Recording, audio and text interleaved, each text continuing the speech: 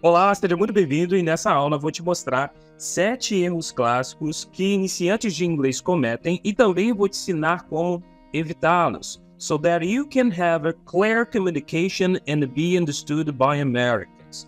This class aims to, even if you make some mistake, you will have a clear feedback to correct yourself and speak correctly next time you talk with an American. E digo mais, a maneira que eu vou te mostrar aqui, a maneira que você vai aprender, vai fazer com que o seu inglês esteja à frente de 99% dos estudantes que estudam inglês. Então, é importante que você fique comigo até o final, porque essa aula vai ser dividida em 2 partes. Eu vou te mostrar 4 erros de gramática e 3 erros de pronúncia. E um ponto muito importante para a gente começar aqui: erros fazem parte do aprendizado. Se você errar, tá tudo bem, todo mundo erra. Eu erro e americanos também erram na hora que eles estão falando inglês, tá certo? E com isso, nós vamos começar o nosso primeiro erro que você precisa evitar, que é com relação às preposições. Existem várias preposições, mas os erros mais comuns vêm dessas 3. As preposições in, on, at, onde o aluno iniciante ele troca o uso dessas 3. Então vamos ao exemplo da primeira frase. We danced all night long in the party. Nós dançamos a noite toda da festa. A preposição correta para essa frase é at the party. Guarda que eu vou explicar o porquê disso, o racional disso. Vamos a um outro exemplo. They are learning English in the YouTube. Eles estão aprendendo inglês no YouTube. A preposição correta para essa frase é on YouTube. Entenda o seguinte. Preposições não têm uma regra absoluta que vai funcionar para todos os casos. Então, a melhor solução para você solucionar esse problema, para você evitar esse erro, é você estimular a memória auditiva. O que eu quero dizer com isso? Eu vou te mostrar uma outra frase. Essa frase é muito famosa, talvez você conheça. Quem é da antiga vai conhecer essa frase, que é a seguinte, ó.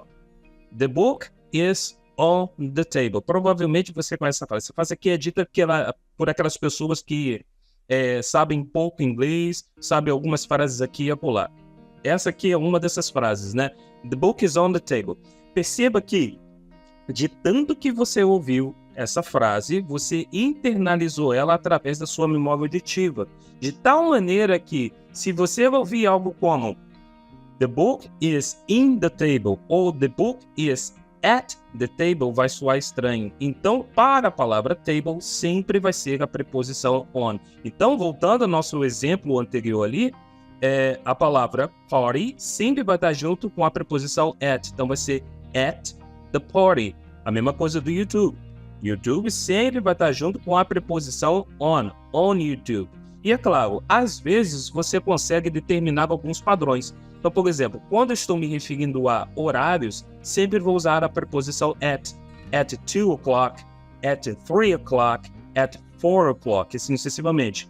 Quando eu estou usando a internet, por exemplo, qualquer coisa que eu faço na internet, eu vou usar a preposição on. Então, por exemplo, no Facebook, on Facebook, no Instagram, on Instagram, no YouTube, on YouTube, e assim sucessivamente, certo? E o nosso próximo erro que você precisa evitar é com relação ao famoso pronome it. E qual é o erro dele? É omitir o uso do pronome it nas frases. Então vamos à frase, né? Nós temos ali, ó, This book is really good. You should buy. Este livro é realmente bom. Você deveria comprar. Tanto no inglês quanto no português, essas frases estão erradas. Qual é a maneira correta de eu falar essas frases? É dessa maneira, ó. This book is really good. You should buy it. Olha lá, esse livro é realmente bom, você deveria comprá-lo. Perceba que esse lo está se referindo a algo do texto. Nesse caso, é a palavra livro. No caso do inglês, a palavra it está se referindo à palavra book. Logo, a solução para você sanar esse problema do pronome it é você apelar para a redundância e ler bastante. Como assim, Sidney? Apelar para a redundância. Olha só, eu vou repetir a frase, mas desta vez eu vou ser redundante. Perceba? This book is really good. You should buy the book. Esse livro é realmente bom. você deveria comprar o livro. Perceba, eu não preciso falar de novo uma mesma coisa. No caso do português, eu usei aquele lo. No caso do inglês, você vai usar o pronome it. E aí, para você massificar o pronome it, o que você vai fazer? Você vai ler. E toda vez que você ver o pronome it, você vai fazer uma pausa e vai fazer a seguinte pergunta: a quem o pronome it está se referindo no texto, tá certo? É dessa maneira, então, que você vai solucionar o problema do pronome it. O próximo erro que você precisa evitar é com relação à idade. E quando vem a idade, né, geralmente o aluno ele confunde, né, e usa o verbo have em vez do verbo to be. E aí é o seguinte, quando a gente está tratando de idade, vem aquela pergunta: quantos anos você tem? Que em inglês significa how old are you? How old are you? E ali nós temos a palavra are. O are, ele pertence ao verbo to be. Guarda essa informação que a gente vai usar mais para frente. E aonde que está o erro? O erro é quando você responde essa pergunta. Você tende a usar o verbo have. I have 34 years old. Sendo que o correto é você usar o I am 34 years old. Calma que eu vou explicar o racional. Nem sempre essa pergunta vai ser dirigida a você. Pode ser dirigida a uma outra pessoa. Por exemplo, how old is she? Quantos anos ela tem? E a palavra is também pertence ao verbo to be. Mas como você é um iniciante, você vai entender a frase, você vai dizer algo como she has, ela tem 11 years old. Sendo que o correto é você dizer she is 11 years old. Ela tem 11 anos de idade. Por que isso? Porque é o seguinte, para um americano, a idade é um estado de ser, é uma condição que a pessoa tem. Não é algo que ela possui, como um livro, como um celular, como uma televisão. Não, é um estado de ser. Então, logo, qual é a solução para você evitar de você usar o verbo have quando você for responder a pergunta da idade? É você entender, é você pensar que a idade é um estado de ser, não é algo que você tem. Então, ao pé da letra ali, seria algo como: eu sou 34 anos de idade. Ela é 11 anos de idade. E se ficou confuso aqui, ou o verbo to be, né, Sidney, eu não consigo entender esse verbo to be, sempre tive problema. Aqui no meu canal, eu fiz uma aula magna, uma aula detalhada sobre o verbo to be, que eu vou deixar um card aqui em cima, tá certo? E o próximo erro que você precisa evitar é com relação ao phrasal verb there is ou there are. E o erro é o seguinte: não usar esse phrasal verb, em vez disso, o iniciante ele usa o verbo have. Então vamos a uma frase onde esse iniciante usa o verbo have. Ele usa assim, ó: have a person learning English on my channel. Tem uma pessoa aprendendo inglês no meu canal. E aí ela usa o verbo have, sendo que essa frase ela está errada. E olha que interessante, olha ali a preposição on aparecendo novamente, tá vendo? Tudo que está na internet você vai usar a preposição on lá, on my channel. Mas voltando aqui, então, isso aqui é uma frase errada, a pessoa usa o verbo ter para falar have a person learning English on my channel. Sendo que o correto é você usar o there is a person learning English on my channel. Há uma pessoa aprendendo inglês no meu canal. Logo, a palavra there is é uma coisa só e significa o verbo haver, no sentido de existir. Caso você queira falar no plural, então você vai usar o there are, que é a mesma coisa, só que uma está no singular e outra está no plural. There are people learning English on my channel. Há pessoas aprendendo inglês no meu canal. Logo, qual é a solução para você evitar esse erro? É você mudar a maneira que você fala no português. Então, daqui para frente, você não vai falar eu tenho um livro. Não, no caso, tem um livro. Você vai dizer há um livro. Você não vai falar tem uma televisão. Você vai dizer há uma televisão. Porque desta maneira, você vai tender a usar o phrasal verb correto, que é o there is. Bem simples. Foi dessa maneira que eu aprendi a usar esse phrasal verb. Esse aqui foi um dos phrasal verbs, um dos primeiros phrasal verbs que eu aprendi. Então, eu me policiei no português para poder falar em inglês corretamente. Você vai precisar fazer bastante isso, tá bom? Então, esses foram os nossos 4 erros de gramática. E agora nós vamos entrar nos nossos 3 erros de pronúncia, cuja solução é simples. A solução para a pronúncia é você ouvir, é você praticar o listening, estimular a sua memória auditiva, tá certo? E o primeiro erro que você precisa evitar é com palavras que terminam com LE. Então, vamos à frase ali para você entender o que eu quero dizer. Nós temos ali, ó, My teaching needs to be simple. Meu ensino precisa ser simples. E ali nós temos a palavra que muitos tendem a ler como simple. Você não vai dizer simple, porque quando você diz simple, você está lendo exatamente o que está sendo escrito, quando no inglês não funciona dessa maneira.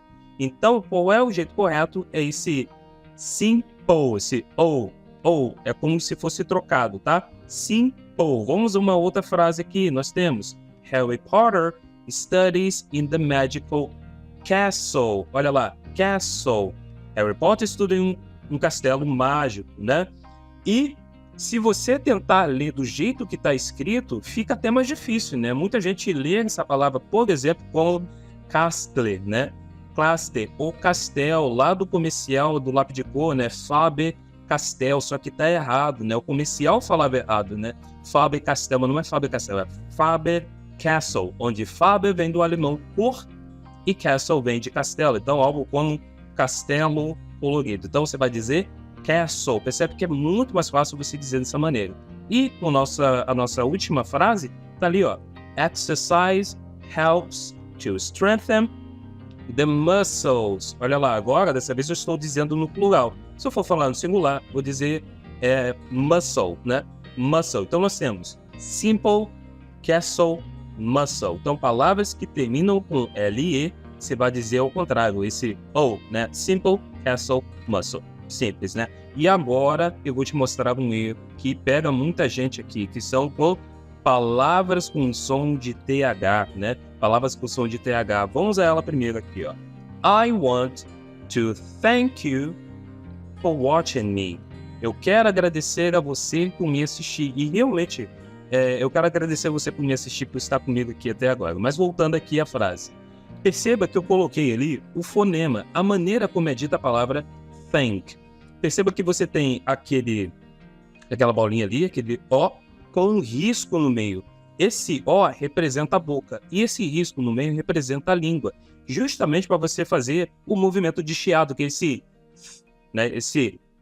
Então, quando você voltar ali na palavra, como a palavra tem a letra A, então você vai dizer esse com a letra A. Então vai ficar algo como thank.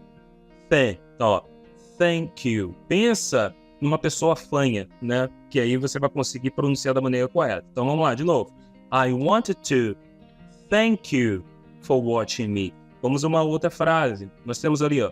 The path to fluency takes time. Olha lá, mesmo fonema, ó. Path. Exige prática, exige que você estude isso daqui, tá? The path to fluency takes time. O caminho para a fluência leva tempo. Realmente, leva tempo, não é do dia para a noite. Então vamos à última frase desse exemplo aqui, que é You should have faith in God. You should have faith in God. Você deveria ter fé em Deus. E por que gera muita dificuldade esse som aqui? Porque ele é um som que não está presente no português. Por isso que muitos brasileiros têm dificuldade de falar ele. Mas com prática, com leitura e com listening, você vai conseguir pronunciar da maneira correta. E o nosso próximo exemplo aqui é com palavras que começam com K. Algumas palavras que começam com K, o K é mudo. E aí qual é o erro? O erro vai falar com K, né? Então nós temos ali a primeira frase. Knock on the door before getting in. Bata na porta antes de entrar. Então nós temos ali, ó, knock. Você não vai dizer que knock. Perceba, você está dificultando se você está falando assim, ó. Knock on the door. E mais uma vez nós temos a preposição on. A palavra knock e a preposição on sempre andam junto, tá bom? Knock on the door before getting in. Vamos a outro exemplo, ó. Knowledge and practice allow you to fulfill many things. Conhecimento e prática permitem que você realize muitas coisas. Então nós temos ali, não é que knowledge, é knowledge. Muito mais fácil, muito mais fluente. E perceba ali, ó, som de TH, mais uma vez ali na última palavra. Things. Agora tá com I, tá vendo? Ó? Things.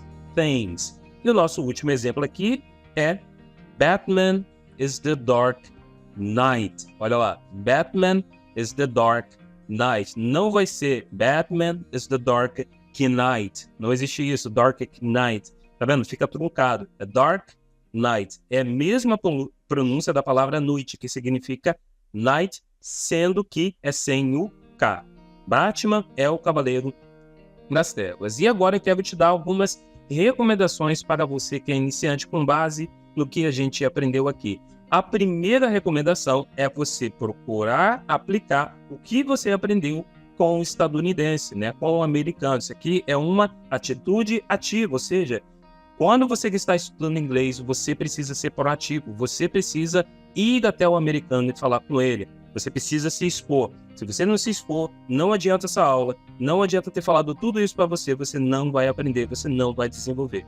Segunda recomendação é você ler conteúdos que estejam de acordo com o seu nível de iniciante. Isso aqui também é uma atitude ativa, você precisa procurar os conteúdos. É claro, o conteúdo ele não pode ser nem muito complexo, nem muito simples. É por isso que o meu treinamento, Destravando o Dom de Falar Inglês, ele é moldado, ele é feito para você que é iniciante, que quer alcançar a fluência em inglês, quer conquistar um espaço no mercado de trabalho, quer visitar um país, quer conhecer a namorada, quer conhecer o namorado, não importa. Para isso, você precisa construir vocabulário. E para construir vocabulário, para atingir a fluência, você precisa desenvolver a virtude da fala. Então, meu treinamento vai ficar aqui na descrição do vídeo para você poder dar uma olhada, para você ser o meu aluno. E a terceira recomendação aqui, é uma recomendação mais recreativa, vamos dizer assim, é assistir filmes conhecidos com a legenda em inglês. Isso aqui é uma atitude passiva. Por quê? Porque você vai sentar e só vai absorver o conteúdo. E por que precisa ser conhecido?